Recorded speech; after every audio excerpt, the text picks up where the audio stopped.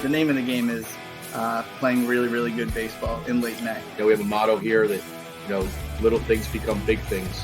And if we can take care of those little things, I think we're gonna be all right. We got to bring your expectations are high, and this is kind of what we're used to. This is how I was introduced to Middle Township basketball. I miss being on the sidelines. I miss everything what high school football is all about. I think it's the greatest sport. It's not a walk in the park going through our league. And the message is simple. We want to win a state championship. What's going on, everybody? Welcome into Cal 101 right here on Cape Atlantic Live. I'm your host, Nick Kosko. And of course, we are presented by Ulmer's Appliance Service. With me today is Millville football head coach Humberto Ayala. Coach, appreciate you joining me. Good to talk to you again. Millville, one of the more exciting teams here in South Jersey. Again, you guys have been a contender for the last few years. You're going to be a contender once again. The offseason, the prep, going into 2024, it seems like the message might be the same, right? Just right back to work. Yeah, the message never changes. We have high standards here. We've created a good culture over the last several years. The buy-in from the kids is real. It's legit. They know what the expectations are. It's for us every year. It's championship or bust. We're going after the gold every year because that's our mindset. That's what we've established here, and that's what we'll continue to do. State champions in 2022, got back to the South Jersey final just last season, 10-2 overall. So another great season for you guys. I'm curious about the messaging after the loss in the sectional final last year. You fell short of a back-to-back essentially with the state championship. Go back to that regional championship as well in 21. So you're looking like one of the best teams in the state. You come up short last year. What was the message and the I guess the motivation for these kids to come back, especially with a talented senior class leaving you guys in last year? How did you address your team after that loss and then in the weeks that followed? It was tough. We had high expectations, but that was a good team, man, and obviously it showed. So I can't discredit them in any which way. They did their part. I think there was a lot of factors too that went into it. I think we played probably one of our worst games at the worst time. But we played a good team, man, and they came in hungry. They had a chip on their shoulder from the previous year from what happened in the regional final. And, they made a statement in there. Listen, with 5 minutes left, we were 21-13, and it was 3rd and 11 and the pass interference was called. And the rest was the rest. But that's a well-coached team. So the message was, we got a chip on our shoulder, man. We got unfinished business. We left a sour taste in all of our mouths. So you're going to see an assertive Millville football team with something to prove every single game this year. So you go into this year. I wanted to start at the quarterback position. Jacob Zaman, one of your best guys over the last few years, one of the best guys in program history. He moves on to the next level. What's the plan at quarterback? Do you have an open competition? Do you have somebody in mind already? What's that been looking like this offseason? Nah, we have a kid actually that's came in. He's only going to be a sophomore. We'll have him for 3 years. His name's Robert O'Connor. He's a talented young man. By the end of this year, I think he could be one of the top quarterbacks in the state. He can do it all. Smart young man. So the idea is what we've always said. It's not a rebuild; it's always a reload. So we're just gonna continue on the same path that we were in before. We were with Jacob, and we're gonna continue that message. So how does that transition? You have a very experienced guy, a guy who's going to play college football. Then you go to this to the young buck. You have a system in place. You have a lot of playmakers around him. What do you say to him when you say, you're the guy this year, you're going to step up and this is what we expect of you? How does that conversation go? Listen, he's young, so we got to make sure we put him in positive situations and we take care of him and we do things around. Because at the end of the day, listen, you could throw the ball you want. You still got to run the ball, right? You got to be balanced in every which way. So we take pride on being able to run the ball at a high level. But at the same time, having the ability to have a young man that can actually throw the ball around and he's smart. So the message to him is just, one step at a time and, just be even keel, not allow the moment to get too big. When you look at your team, the program's gotten a lot of attention for your on-the-field success. There's also some individuals that have certainly stood out. One of them is Lazier Brooks, senior wide receiver coming into this year. Alabama commits. So the spotlight on Millville, New Jersey is back from a national perspective, especially when you get a kid like that who's that talented and is going to be playing SEC football. Just talk to me about him a little bit when he really truly broke out last year. Now, he's been productive his entire time. He's been playing varsity football, but last year was his true coming out party for those maybe outside of South Jersey, maybe even the state of New Jersey. What was that whole process like with you and him and his family and his teammates around him? And then he ultimately comes to that decision saying, I'm going to go play at Alabama. What was that whole thing like over the last calendar year? Well, listen, before I get into that, the one thing I definitely want to say is I'm proud of South Jersey and Jersey in general for being on the map the way they are. Because when I talk to all these coaches, and I had the privilege to talk to, high-level coaches, Jersey is a state that is on the map. So for to see the talent come out of here, it's amazing. In reference to Latsier, listen, I mean, he's a gifted young man. He's not a social media guy. He's not a outspoken guy. He's very to himself, but when it comes game time, the kid wants to play football, and to be able to experience those moments and travel with him and take him to these different schools for him to see what was the best fit for him. It was a great experience for him, for me, and for his family to be able to have this opportunity. I mean, it's life-changing for him. It's great for our state, and listen, as silly as it sounds, the kid's happy. Because I think he, anytime a kid commits and knows that he's in a situation that he's going to be, he's set for after high school, he's going to play at even a higher level, which is crazy to think because he's showing that right now. What was the support like from his teammates? Because again, not everybody on a football team gets to go and commit to Alabama, and it's very rare that you have, especially from out of this area, maybe as of until late, that you're going to have a Division I prospect or multiple Division I prospects that could play at that level of Division I football. What were his teammates' reactions when he said, you know what, I'm going to make this decision official, committing to Alabama, basically the highest of the high of college football? What did everybody else think of that decision? Listen, I mean, everybody's supportive of him. His teammates understand what he is. They respect what he is. You don't have that envy. Like, this is his team now. He's a senior. And I mean, he's proven that he has the ability to do everything he can. The city supports him. The city was very, very ecstatic to have a kid of that caliber come through. It's generational, I mean, the last one of that caliber was Mike Trout to come through the city of Millville. So to have another kid of that stature come through. But, listen, we have athletes all over. You got Quinn, Syracuse doing big things. But the support from his teammates was consistent. They back him. They appreciate and enjoy every moment that they have to play with a kid of that talent. So you look at your team as a whole now. Again, we already talked about the transition from Jacob Zamat to a new era under center. We mentioned Brooks, because he's the experienced guy. He's the leader of the team, as you just mentioned. Who are some of the other veterans that you are ready to see step up maybe into larger leadership roles compared to last year after you guys graduated such a good senior class? To be honest, I mean, we have another good senior class, and that was a really good senior class we had. It was good leadership, good character, great young men. And this one has the potential to pretty much be even better than that. We got solid guys on that offensive line with Marcus Offer. You got Darian Blatchowicz, who's also got several Division I offers as well. In the backfield, you got Demir White, who's just an amazing young man. The team just lives and rides with him. You got one of our other receivers / corners, Jaden Everett, who's another senior. He didn't see much time last year because he was behind, some guys. But he's also a very vocal person. You got Jamal Wallace Jr., he'll be a 4-year starter at linebacker, play some running back. I mean, listen, we got great leadership across the board on both sides of the ball. And any coach will tell you, anytime you have that, it makes coaching that much easier. When you got talent over the field, it certainly does make coaching a lot easier, and you might need all that talent based on the division that you are in this year. American Division after the WJFL realignment. So you guys, Mainland Cherokee, St. Augustine Prep, and I think I'm missing one. But Winslow, that's it. Thank you very much. And you look at that division, you're talking about some of the best teams that were in your playoff group last year.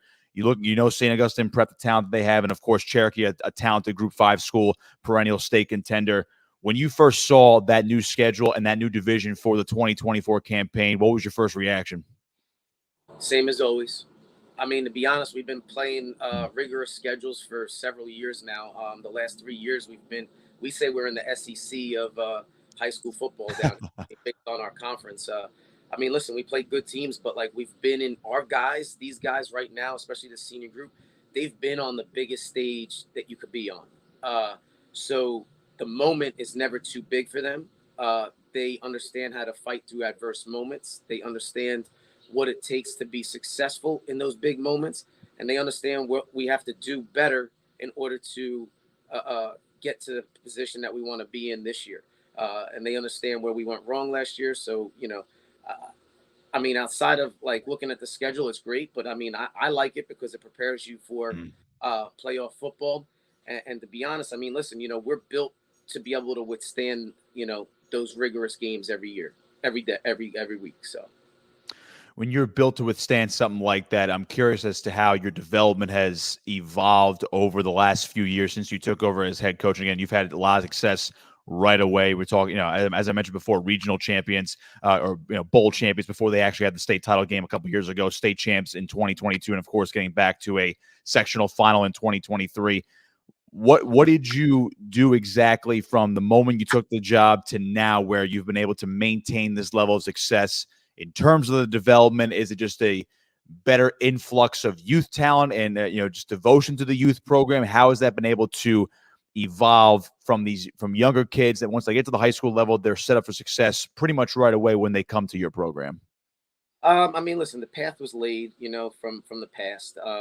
And my goal was just to maintain the course, but just to make it bigger and grander, So with our social media game, to expose our players and put our players out there in the high school world, that's been helpful for the program. But we have a really good youth program. 95% of our kids on our team come from our district. We're not looking to outsource and do transfers come in? Yeah, I mean, it happens because kids move. But the bulk core of our group comes from our youth program, and our youth coaches do an amazing job at that level. So, the idea was just to maintain that course, and it's all about development. So what I give credit to is my assistants that I have on staff. My goal when I first came in was to put the best coaches around my young men, because the better quality coaches I have, the better development my players are going to have. And that's going to align them for success after high school, but it's going to also align them for success during the season. So the biggest thing for me was to increase and enhance my coaching staff to allow for my players to have the best quality around them. When you talk to your staff about that, and that's a staggering number, 95% are basically OG Millville guys coming through your program. It's almost unique now in this day and age of high school football. We've seen at the college level with the transfer portal, NIL is a factor. It's trickling down to high school across the country. Do you and your staff take pride knowing that you can keep essentially, I hate to use the word keep all your guys home, but do something similar to that where you're developing them through a youth program, not worried about them going to private schools, nor are you worried about bringing guys into the program that are outside the district? What's that mean to you guys? I mean, it means a lot. It means a lot because, there's a lot of pride in our city. Football is a sport that is praised in our city, from our alumni to the people in the city. They appreciate it. They love it. So at the youth level, those kids, like, they look up to the high school kids, and it's like, OBG, they're all about, boat pride and just football in general. And they look forward to that moment when they have the opportunity to come up and play at the high school level and wear that orange and blue and represent their city at the highest level. Listen, we've maybe lost one player in the last 7 years to a public school. Our kids take pride in playing in our city.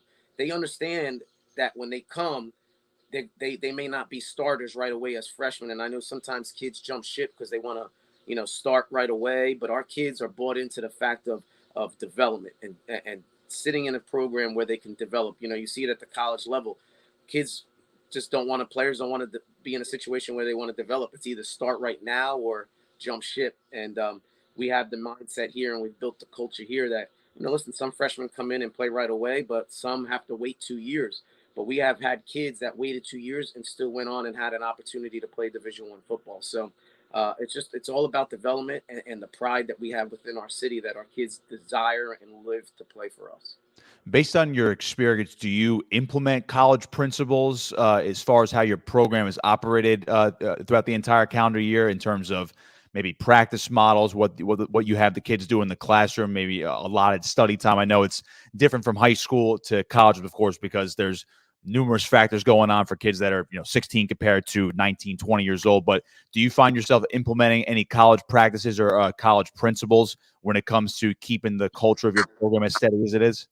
I mean, yeah, of course, everybody takes from upper levels and what some of the greats have done over time. I mean, from a classroom standpoint, we're on our kids nonstop. We have study all through the season, right before practice, because we understand the rigors of being able for a young kid to be able to balance school, home, and football. So we do everything in our power to make sure that we put kids in a positive situation. So yeah, I have to outsource and I have to see what everybody else does. And listen, even at the high school level, you talk to other high school coaches and they do a great job with what they do with their programs.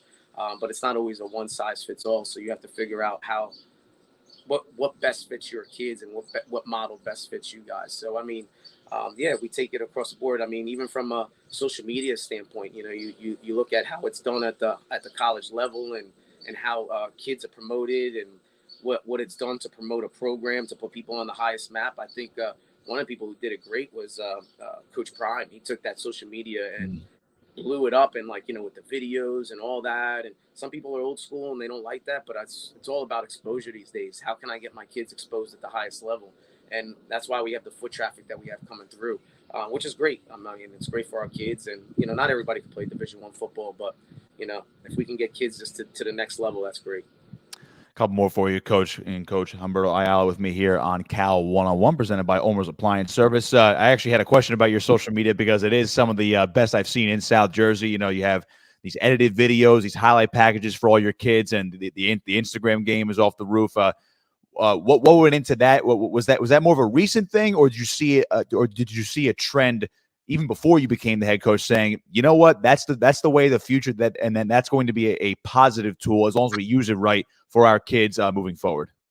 I mean, I was always a tech guy anyway. Yeah. So, when I came in and I took over, our social media game wasn't anywhere near it was now. And I just knew that to get the exposure of our program out there, because Millville's we're Southwest. We're so far away from everything. So sometimes you get these North Jersey teams or North Jersey people, they're like, who's Millville, So for us to be exposed on the highest level, I took pride in taking that social media game to the next level. So, getting videographers to come in, camera people on us constantly.